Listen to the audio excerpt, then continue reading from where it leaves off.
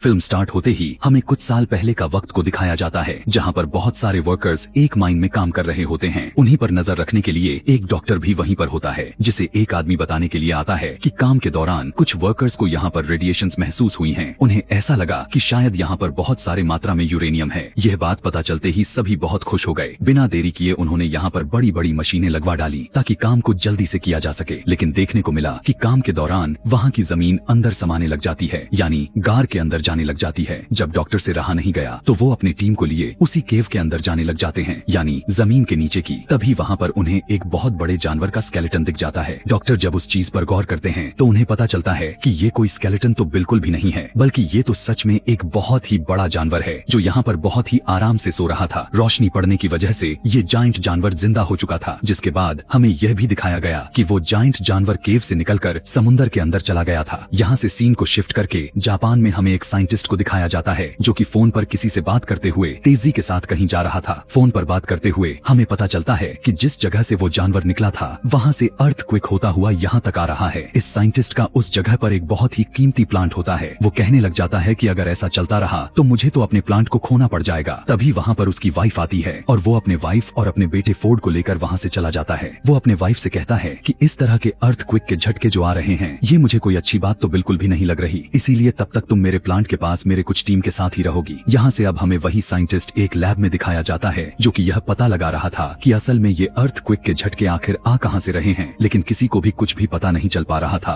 कि आखिर ये कैसे हो रहे थे। जब ऐसा नहीं हो पाता तब वो कहने लग जाता है कि सारे के सारे मशीनरी को फौरन से ऑफ कर दिया जाए, क्योंकि हम नहीं जानते कि ये झटके किस चीज की हैं और ऐसा ना हो कि हमें नुकसान न पहुंचा दे। अभी उसका यह कहना ही था कि तभी अचानक से वहाँ पर दोबारा से अर्थक्वेक आने लग जाता है। यह सब देखते हुए वहाँ पर साइंटिस्ट की वाइफ भी आ जाती है। वो वहाँ से भागने लग जाती है। अर्थक्वेक इतना तेज होता है कि चैम्बर में ब्लास्ट हो जाने की वजह से पॉइजनस गैस यानी जहरीली गैस रिलीज हो जाती है और इनके ही तरफ बढ़ने लग जाती है। साइंटिस्ट अपने वाइफ को बचाने के लिए आगे बढ़ता है, लेकिन तब तक बहुत देर हो चुकी थी और गैस पूरी तरह से उस कैबिन में फैलने लग गई थी। जल्दबाजी में उसकी वाइफ उससे कहती है कि दरवाजा बंद कर दिया जाए, इससे पहले कि गैस यहाँ तक पहुँच जाए और सभी मारे जाए। फिर ना चाहते हुए साइंटिस्ट को वो दरवाजा बंद करना पड़ जाता है। अगर वो ऐसा ना करता तो उसके वाइफ की वजह से वहाँ पर मौजूद सारे के सारे लोग मारे जाते। अपनी वाइफ के खो देने की वजह से वो काफी उदास हो जाता है। यहाँ पर उसकी वाइफ कहने लग जाती है कि हमारे बेटे फोर्ड का ध्यान रखना, और इसी के साथ उस रेडिएशंस की वजह से वो पूरा का पूरा प्लांट तबाह हो जाता है। फोर्ड भी यही सब अपने ही स्कूल से देख पा रहा था। यहाँ से अब हमें 15 साल बाद का वक्त को दिखाया जाता है। फोर्ड अब एक आर्मी सोल्जर बन चुका था और कुछ मंथ के ट्रेनिंग के बाद वो अपने घर वापस आया था। पता चलता है कि वो अब मैरिड था। उसके वाइफ को कॉल आता है जिससे पता चला कि फोर्ड के वाइफ को पुलिस ने अरेस्ट कर लिया था। फोर्ड अपने डैड से नफरत किया करता था क्योंकि उसे लगता था कि उसकी मदर की डेथ उनकी ही वजह से हुई थी, लेकिन अपने वाइफ से कहने पर वो उनसे मिलने के लिए चला जाता है और वहाँ पर जाकर वो अपने फादर को पुलिस से छुड़वा लेता है। फिर वो दोनों घर आते हैं तो उसका फादर उससे कहने लग जाते हैं कि बेटा वो एक एक्सीडेंट नहीं था, बल्कि उसके पीछे कुछ रेडिएशंस थी और सेम वही चीज हम अभी भी फील किए जा रहे हैं। और वो अभी इसलिए अरेस्ट हुआ था क्योंकि वो उसी जगह पर चला गया था जहाँ पर पुलिस उसे जाने से मना किया था। वो बताता है कि मेरे दोस्त ने भी वॉइस फ्रिक्वेंसी को नोट्स किया है, यानी वहाँ से एक बहुत ही अजीबो गरीब तरह की आवाजें आते हुए सुनाई दे रही हैं। इसीलिए मुझे वहाँ पर जाकर देखना होगा और यह साबित करना होगा कि उस रोज प्लांट पर जो ब्लास्ट हुआ था वो कोई एक्सीडेंट नहीं था। यह सुनने के बाद फोर्ड भी अपने फादर के साथ वहाँ पर जाने के लिए चल देता है। अब वो लोग नोटिस करते हैं कि वहाँ पर तो कोई भी किसी भी तरह के जहरीली गैस या फिर कोई रेडिएशन नहीं थी। वहाँ पर पुलिस फिर से आ जाती है और उन दोनों को पकड़कर अपने साथ लेकर जाती है और वहाँ पर वही डॉक्टर जो इस कहानी के स्टार्टिंग सीन में दिखाया गया था वो भी होता है। वो सभी साइंटिस्ट से पूछने लग जाते हैं कि आखिर तुम बार बार उस जगह पर क्यों जाते हो। तब वो सब कुछ बताने लग जाता है जो वो करना चाहता था। यह सुनने के बाद तो डॉक्टर को बहुत हैरानी होती है क्योंकि इतनी सारी इन्फॉर्मेशन तो उसे भी नहीं पता था।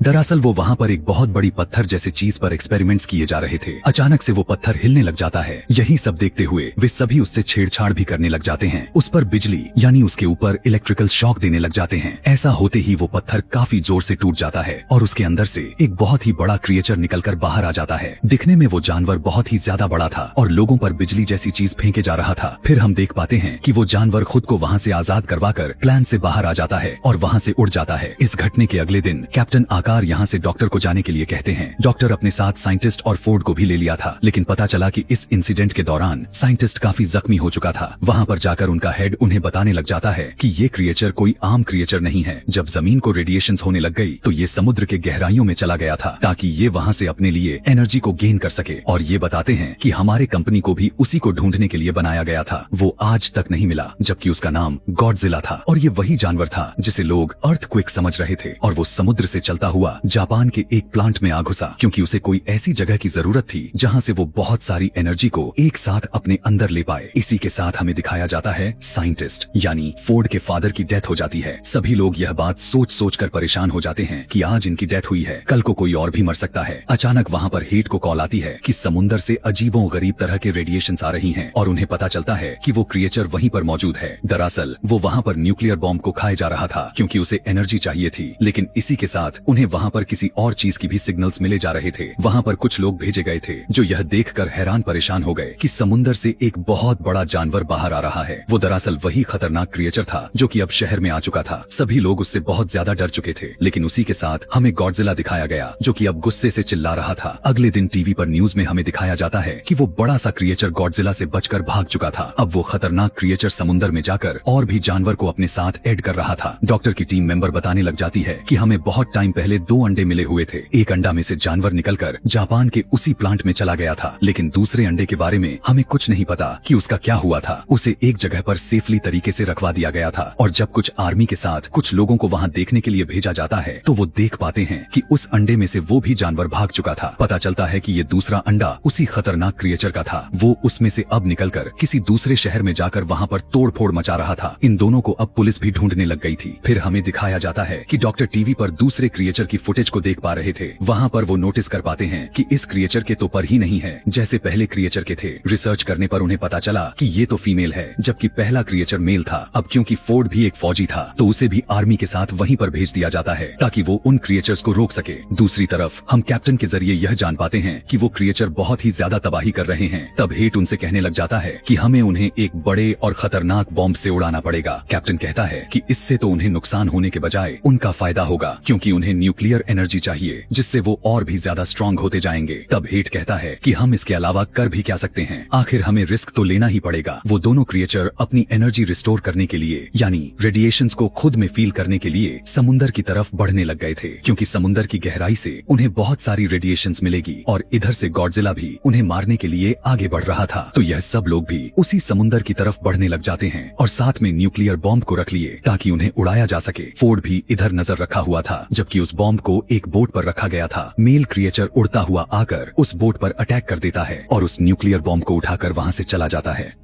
अब वो दोनों क्रिएचर्स उन बॉम्ब को लेकर वहां से दूर चले गए थे। उन्हें वो चीज मिल चुकी थी जिससे उन्हें बहुत सारे एनर्जी मिलने वाले थे। आर्मी और हेट का यह प्लान अब पूरी तरह से नाकामयाब हो चुका था। वो लोग सोचने लग जाते हैं कि हमसे कुछ नहीं होने वाला, इसीलिए शायद गॉडजिला ही है जो हम सबकी जान बचा ले। आगे हमें दिखाया जाता है कि वो उड़ने वाला क्रिएचर अब शहर में आकर बहुत ही ज्यादा तबाही मचाने लग जाता है, लेकिन तभी वहाँ पर गॉडजिला भी आ जाता है। आर्मी भी वहीं पर मौजूद थी कि तभी वो उड़ने वाला क्रिएचर गॉडजिला पर अटैक कर डालता है और ये लोग लड़ने लग जाते हैं। ये जायंट क्रिएचर्स बहुत ही बड़े थे और लड़ते हुए शहर के बहुत चीजें डिस्ट्रॉय कर रहे थे, इसीलिए अपनी जान बचाने के लिए सभी पीछे हट जाते हैं। यहाँ पर इनमें से सिर्फ मेल क्रिएचर ही था, इसीलिए गॉडजिला इससे आसानी से लड़ पा रहा था और वो उसे मारने ही वाला होता है कि तभी पीछे से फीमेल क्रिएचर आकर गॉडजिला पर अटैक कर देती है और अब गॉडजिला इन दोनों मेल फीमेल क्रिएचर से अकेला ही लड़ रहा था। यहाँ पर उन दोनों को मार पाना गॉडजिला के लिए मुश्किल बढ़ती जा रही थी। दूसरी तरफ हमें दिखाया जाता है कि आर्मी को अंडरग्राउंड यानी जमीन के अंदर एक घोंसले में बहुत सारे अंडे मिल जाते हैं जो कि फीमेल क्रिएचर के ही थे। इधर गॉडजिला उनसे अब काफी जख्मी हो चुका था, उन्हें हरा पाना काफी मुश्किल होता जा रहा था। आर्मी भी वहाँ पर एक बॉम्ब पर टाइमर लगाकर बाहर आ जाती है और कुछ ही मिनट के बाद जब वो बॉम्ब ब्लास्ट हुआ तो वहाँ अंदर के सारे अंडे फट जाते हैं। मेल और फीमेल क्रिएचर जब यह देखते हैं तो उन्हें अपने अंडों की फिक्र होने लग जाती है। जल्दबाजी में दोनों गॉडजिला को छोड़कर अपने अंडे की तरफ भागते हैं। उस धमाके की वजह से गॉडजिला को यह फायदा हुआ कि उस धमाके की रेडिएशंस गॉडजिला में एनर्जी बनकर जाने लग गई और उसने वही एनर्जी को यूज करते हुए अपने मुंह से उन दोनों क्रिएचर पर उगल दी। यहाँ यह देखकर ऐसा लग रहा था कि गॉडजिला काफी स्ट्रांग हो चुका है। वो दोनों क्रिएचर्स से पूरी ताकत लगाकर लड़ रहा था। लड़ाई करते करते गॉडजिला मेल क्रिएचर को जान से मार देता है। यह देखने के बाद तो फीमेल क्रिएचर को काफी गुस्सा आ जाता है और उसे इस बात का भी गुस्सा उसके सर पर सवार हो चुका था कि आर्मी ने उसके दिए हुए सारे के सारे अंडों को बर्बाद कर दिया था। इसीलिए वो जब फोर्ड को देखती है तो उसकी तरफ बढ़ने लग जाती है, लेकिन गॉडजिला उसे पीछे से पकड़ लिया और उसका मुंह को खोलते हुए अपने मुंह के अंदर से सारी की सारी एनर्जी के रेडिएशंस उसके मुंह में डाल देता है, जिसकी वजह से उसे बहुत ही ज्यादा पेन हुआ और वो वहीं पर मर जाती है। फोर्ड भी यहाँ पर काफी जख्मी हो चुका था, लेकिन आर्मी उसे ठीक करने के लिए उसे वहाँ से ले जाती है। अगले दिन हमें गॉडजिला दिखाया गया। लोगों को लग रहा था कि वो मर चुका है, लेकिन वो बहुत ही ज्यादा थक चुका था और अपनी आंखों को बंद करके लेटा हुआ था कि तभी अचानक उठ गया और समुद्र में जाने के लिए आगे बढ़ने लग जाता है। उसे ऐसा देखकर तो यही लग रहा था कि वो यहाँ पर किसी को कोई भी नुकसान नहीं पहुँचाने वाला था और ना ही वो ऐसा करने के लिए आया था। उसकी दुश्मनी तो बस उन खतरनाक क्रिएचर्स से था और अब जैसा कि वो उन्हें मार दिया था, वो इसीलिए वापस समुद्र में चला जाता है। दूसरी तरफ दिखाया जाता है कि फाइनली फोर्ड भी अपने बेटे और वाइफ के पास चला गया था और सब कुछ पहले जैसा नॉर्मल हो चुका था। इसी के साथ ये कहानी भी यहीं पर खत्म हो जाती है। ऐसे ही और भी मूवी एक्सप्लेनेशन वीडियोस देखने के लिए कमेंट में नेक्स्ट लिखना ना भूलें। Thanks for watching.